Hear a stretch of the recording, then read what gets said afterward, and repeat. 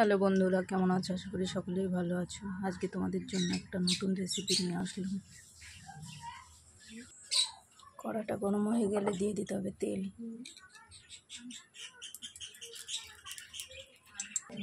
কড়াটা গরম হয়ে গেলে দিয়ে দেবো কেটে রাখা আলু, নুন হলুদ মাখানো। আলুটাকে লাল লাল করে ভেজে নেওয়া আলুটাকে তুলে নেবো। পটলটাকে দিয়ে দেবো ভাজার জন্য।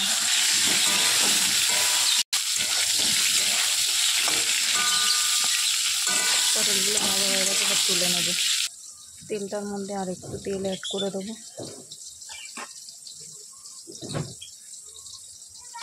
দিয়ে দেবো জিরে ফোড়ন,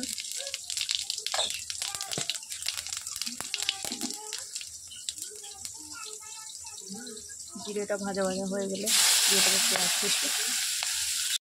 পেঁয়াজটা একটু ভাজা ভাজা হয়ে গেলে দিয়ে দেবো টমেটো, কেটে রাখা কাঁচা লঙ্কা। পেঁয়াজটা ভাজা ভাজা হয়ে গেলে দেবো আদা জিরে বাটা, এর সঙ্গে দুটো রসুন বাটা। এর সঙ্গে অ্যাড করবো হলুদ,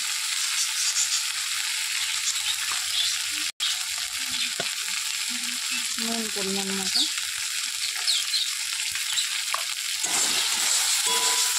ভালো করে নেড়ে করে মিশিয়ে নেব। ভাজা ভাজা হয়ে এসে দিয়ে দেবো অল্প জল পরিমাণ মতো।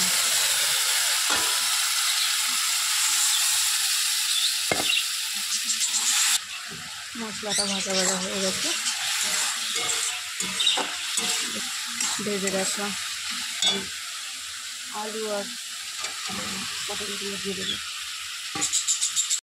নেড়ে চেড়ে ঢেকে দেবো। ঢাকনাটা তুলে দেখবো,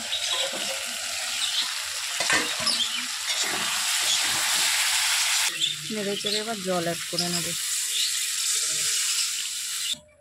ঢেকে দেবো সেদ্ধ হওয়ার জন্য।